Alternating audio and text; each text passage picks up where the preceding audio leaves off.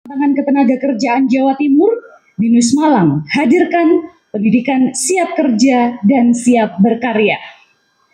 Sebelumnya perkenalkan, saya Natalia selaku moderator, dan tadi sempat mention ya, mantan jurnalis gitu, kayak reuni jadinya. Yang hari ini akan memandu jalannya diskusi. Semoga pertemuan kali ini bisa membuka ruang diskusi yang produktif antara kita, dan tentunya kita bisa berkolaborasi dalam menjawab tantangan industri kreatif dan juga teknologi dengan dunia pendidikan tinggi. Pusat Statistik tahun 2024 lalu, tingkat pengangguran terbuka di Jawa Timur angkanya 4,19%. Angka ini jika dibandingkan dengan tahun 2023 memang turun 0,69% dari angka 4,88%. Bisa dikatakan bahwa kurang lebih ada 1 juta angka angkatan kerja di Jawa Timur masih menganggur gitu. Itulah sebabnya BINUS University at Malang dengan berbagai programnya menyiapkan para lulusan agar mereka siap bersaing di industri kerja.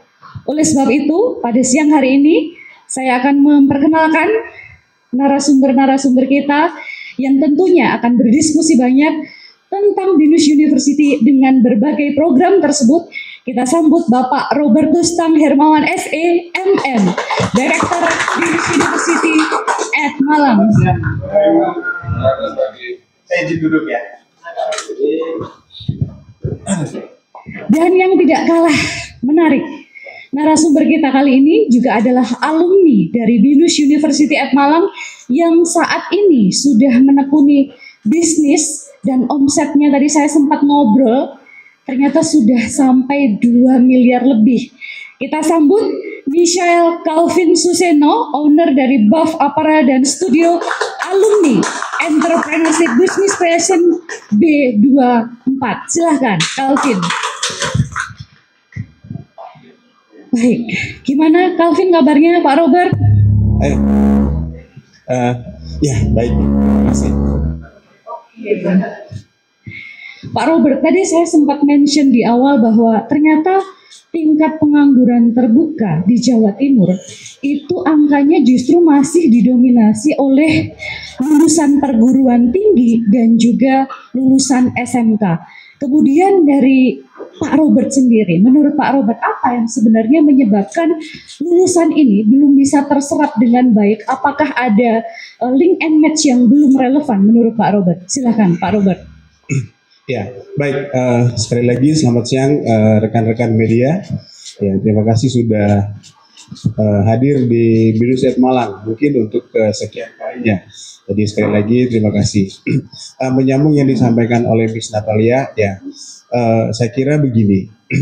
Isu ini adalah isu nasional, ya, dan kita turut prihatin karena kelihatannya sampai dengan hari ini belum kita menemukan sebuah terobosan yang begitu konkret bagaimana mengatasi problem yang mungkin ini sudah klasik ketika terjadi gap antara lulusan baik dari perguruan tinggi maupun dari sekolah-sekolah yang kita sebut sebagai sekolah-sekolah vokasi, yang pada dasarnya kita berharap bahwa lulusan ini bisa siap terap di dunia kerja begitu. Ada kabar baik yang saya dapat dari reportnya pemerintah Jawa Timur beberapa waktu lalu bahwa pertumbuhan ekonomi Jawa Timur itu tertinggi dibandingkan dengan provinsi lain, bahkan lebih tinggi secara nasional. Artinya ini sebuah kondisi bahwa sebenarnya pemerintah sudah memiliki upaya, ya, bagaimana mendorong supaya pertumbuhan ekonomi, yang tentu pertumbuhan ekonomi tidak lepas dari kontribusi tenaga kerja. Artinya semestinya serapan terhadap tenaga kerja itu sudah ada peningkatan kalau indikatornya pertumbuhan ekonomi. Nah, memang saya lihat bahwa masih ada gap yang terjadi antara lulusan dengan kebutuhan di industri. Yang paling nyata itu adalah karena ketidaksesuaian kompetensi yang diharapkan oleh industri dengan kualitas atau kompetensi yang dihasilkan dari perguruan tinggi tersebut. Karena bagaimanapun industri apapun sektornya, pasti mereka memilih talent-talent yang memang memenuhi kualifikasi di industri. Nah, PR besar tentu di perguruan tinggi, bagaimana supaya link and match itu terjadi. Fokusnya adalah bagaimana menghasilkan kualitas lulusan yang memenuhi standar kompetensi yang dibutuhkan oleh industri. Di sisi yang lain, terjadi dinamika yang luar biasa di dunia kerja, Bapak Ibu ya. Saya kira teman-teman di media sangat memahami. Sekarang itu tuntutannya adalah banyak literasi-literasi yang baru yang memang dibutuhkan. Terutama di area misalnya literasi teknologi, literasi digital, literasi AI dan sebagainya yang sekarang banyak diadopsi karena diyakini teknologi atau bagaimana teknologi diadopsi itu bisa membuat kinerja operasi, kinerja keuangan, kinerja marketing, dan semua fungsi-fungsi bisnis itu bisa lebih baik. Ketika kita tidak memiliki talenta yang memang relevan dengan itu, maka bisa jadi tidak bisa diabsorb lulus dari perguruan tinggi. Jadi saya melihat nomor satu sumbernya itu adalah ada gap kompetensi, teman-teman. Yang kedua, ini kemudian sebenarnya menjadi PR antara pihak-pihak yang terkait, baik dari perguruan tinggi atau sekolah, kejuruan terutama, dan juga dengan industri dan pemerintah daerah. Jadi pihak-pihak ini semestinya itu bisa membangun kolaborasi yang kuat begitu. Ya, saya kira itu sebagai pengantar begitu ya. Bukan hanya antara dunia pendidikan, pemerintah, dan juga tentunya industri. Nah, kalau saya melihat programnya di BINUS ini kan luar biasa ya Pak. Ada yang namanya enrichment, ada 6 track yang bisa dipilih oleh mahasiswa. Jadi kalau rekan-rekan media perlu diketahui bahwa di BINUS itu ketika mahasiswa di semester 6 dan 7 itu mereka bebas memilih track. Ada satu internship, kedua entrepreneur, community development, further study, dan juga ada track research. Dan mereka bebas memilih itu disesuaikan passionnya, seperti itu ya. Sebagai perguruan tinggi, tentu kita mendesain kurikulum yang adaptif terhadap tuntutan perubahan yang terjadi saat ini. BINUS itu sangat concern dengan employment rate. Jadi kita punya target, itu mahasiswa kita pada saat mereka di wisuda atau 1 tahun setelah wisuda itu diukur itu tingkat employment rate-nya. Nah, untuk bisa mencapai target employment rate itu berarti kan harus ada sesuatu yang harus dilakukan.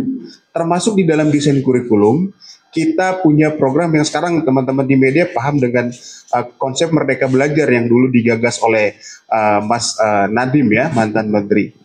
Nah, ini adalah bridging sebenarnya, jembatan untuk mendekatkan dunia kampus dengan dunia praktis.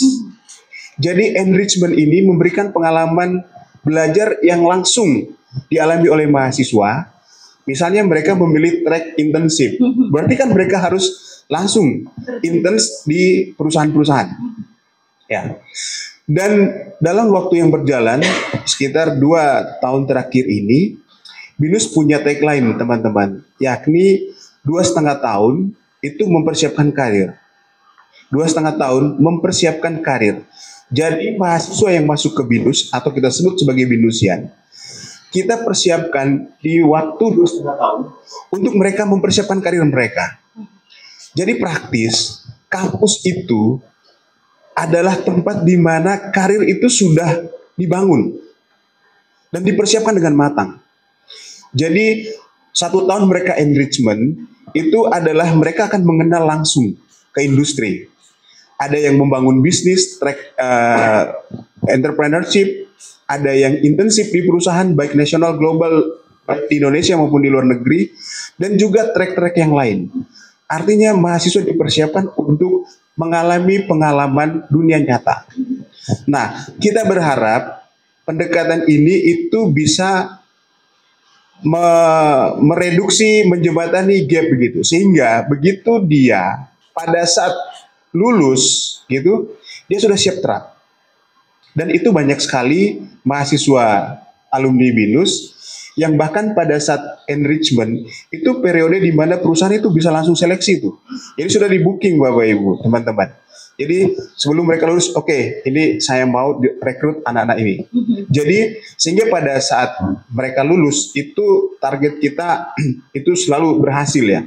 Dan BINUS Malang itu rate untuk employment rate-nya ketika diukur berapa yang bekerja saat di wisuda dan berapa yang bekerja setelah wisuda itu nilainya sangat tinggi. Jadi report tahun lalu yang kita ukur 1 tahun setelah wisuda itu sudah 100% siap terap.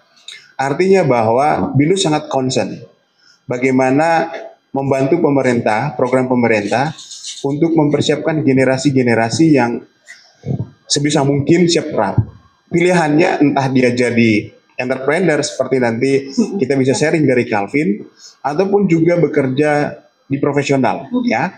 Tuh, jadi saya melihat bahwa perlu perkuat ya pendekatan-pendekatan baru kayak enrichment program. Itu sudah pasti fokusnya adalah mempersiapkan karir. Itu bisa. Oke, terima kasih Pak Robert.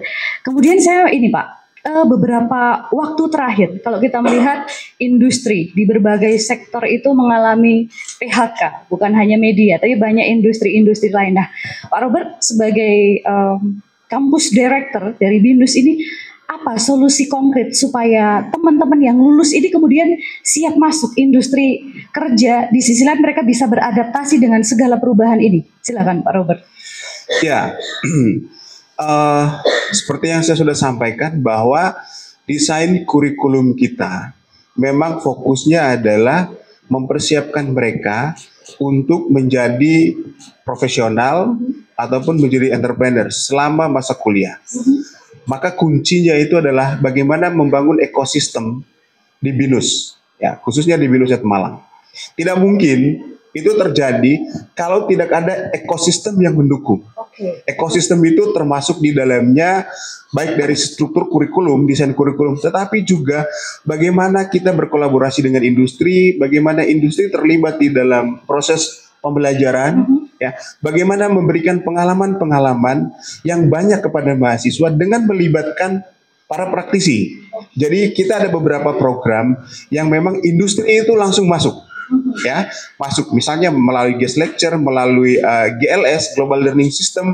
Jadi mereka itu bisa seperti dosen begitu ya Bapak Ibu. Nah, di sisi yang lain memang mahasiswa didorong untuk terlibat dalam berbagai macam kegiatan-kegiatan untuk membekali kompetensi mereka. Jadi di journey-nya BINUSian, mereka dari masuk sampai mereka lulus, bahkan setelah lulus itu benar-benar kita jaga. Selama mereka berkuliah, itu kita memiliki unit-unit pendukung. Misalnya untuk karir. Itu kita punya BINUS Karir yang memang membangun hubungan dengan industri, lalu kemudian memperkuat kolaborasi dengan industri, dan nanti anak-anak ini selama mereka kuliah, selama mereka enrichment, mereka itu sudah mudah untuk mengakses pengalaman dengan industri. Jadi satu ya Bapak Ibu, menurut saya itu adalah ekosistemnya yang harus dibangun. Lalu yang kedua, memang kita mengadopsi berbagai kebutuhan di industri. Kalau Bapak teman-teman media ini melihat kan begitu ya, itu misalnya di World Economic Forum itu mereka selalu merilis tuh, ini loh kompetensi yang dibutuhkan di tahun 2025, di 2030. Itu selalu up to date, sangat dinamis begitu.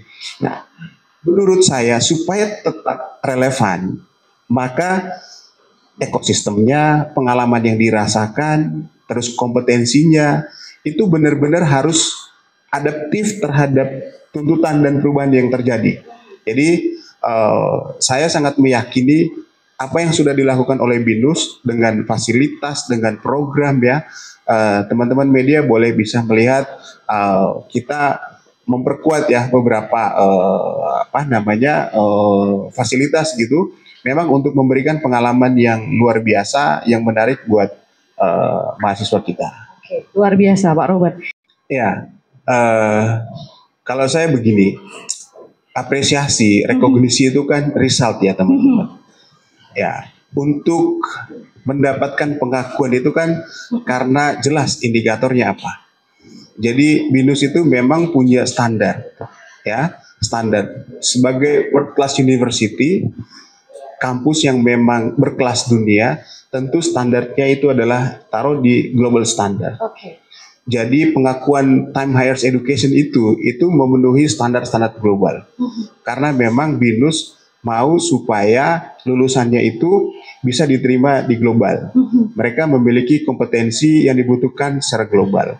Nah, pengakuan ini tentu untuk mendorong, memotivasi, dan memacu adrenalin seluruh insan BINUSian begitu untuk terus memberi yang terbaik. Ya, sebenarnya rekognisi itu ya penting nggak penting ya. Tapi kalau urusannya perguruan tinggi, Bapak Ibu, reputasi itu penting. Ya, bagaimanapun kita butuh reputasi karena reputasi itu adalah bagian dari trust. Tetapi untuk membangun trust itu prosesnya panjang, effortnya luar biasa, berdarah-darah kita untuk mengubah mindset begitu dan membangun mindset gitu. Dan kita ingin supaya seluruh graduate atributnya lulusan ini itu bisa terpenuhi. Tapi di sisi yang lain, reputasi itu atau pengakuan dari banyak ya sekarang rekan-rekan media kan paham ya, yang memberikan perankingan perguruan tinggi sekolah itu kan banyak, ya banyak. Dan banyak juga yang saya dengar itu yang bisa dinilai itu tidak kredibel dan sebagainya. Tapi poin saya adalah BINUS memiliki komitmen untuk terus memperkuat gitu ya posisinya sebagai perguruan tinggi Indonesia. Jadi BINUS itu tidak menyebut lagi diri sebagai perguruan tinggi swasta, tapi ini adalah perguruan tinggi Indonesia. Kita fokus untuk membangun Indonesia yang lebih baik. Kita ingin tampil sebagai perguruan tinggi yang memang dengan penuh komitmen menyiapkan generasi-generasi muda kita, ya, terutama untuk menyiapkan mimpi Indonesia Emas 2045 begitu. Jadi ya mudah-mudahan juga ini tentu bagi BINUS begitu, ini mau tidak mau standarnya harus tetap dijaga dan tetap diakui lah begitu. Saya kira itu manfaat yang paling penting. Dan yang paling dirasakan itu kan sebenarnya pengguna lulusan ya Bapak Ibu ya. Jadi pengakuan itu kan dari stakeholder kita, ya, bagaimana pengguna lulusan itu memberi impact, gitu ya, untuk society, untuk Indonesia atau untuk dunia. Oke, luar biasa. Menuju Indonesia Emas. Ya, positioningnya kampus ini kan Digitechpreneur Campus. Mimpi kita sederhana aja. Kita ingin BINUS Malang yang lokasinya di Jawa Timur ini menjadi kampus pusat pengembangan kewirausahaan digital. Kenapa dulu berpikirnya begitu? Pertama, kita melihat bahwa kalau kita bicara bisnis, wirausaha, dan dunia profesional, maksudnya di luar mereka yang mau jadi entrepreneur, itu tidak mungkin lepas dari teknologi. Jadi Digitechpreneur ini adalah bagaimana kita mengintegrasikan teknologi di dalam bisnis. Karena bagaimanapun tidak mungkin tanpa teknologi. Jadi di sisi yang lain kita melihat trennya anak Gen Z ya sekarang itu kan memang mereka hidup dan berkembang di era digital. Mereka bertumbuh bersama AI, bersama teknologi dan sekarang AI itu mau tidak mau memang sudah menjadi bagian yang penting dan banyak digunakan untuk proses bisnis, untuk dunia bisnis. Sehingga kita ingin mindset entrepreneurial itu juga harus integrasi dengan digital literasi, teknologi literasi, perkembangan. Sehingga anak-anak yang menjadi entrepreneur itu mereka itu benar-benar menggunakan teknologi sebagai salah satu ya rekan-rekan, sebagai salah satu tools yang bisa memperkuat bisnisnya dia. Ya itu. Jadi ya tetapi balik lagi kita yakin bahwa dunia masa depan itu ya kita bertumbuh bersama teknologi ya, dan memang proses bisnis, perilaku masyarakat segala macam sekarang proses yang ada itu tidak pernah lepas dari teknologi. Jadi itulah kenapa entrepreneurship sebagai resources baru, sebagai knowledge baru itu harus dibangun. Bukan cuma di mahasiswa jurusan entrepreneurship, tetapi untuk semua prodi. Ya, jadi itu diajarin semua Bapak Ibu. Dan memang kita punya minor program yang memang hanya ada di BINUS Malang yang namanya Digital Technopreneurship. Jadi ini benar-benar mengintegrasikan 3 hal: digital, teknologi, dan entrepreneurship. Gitu. Digital, teknologi, dan juga entrepreneur.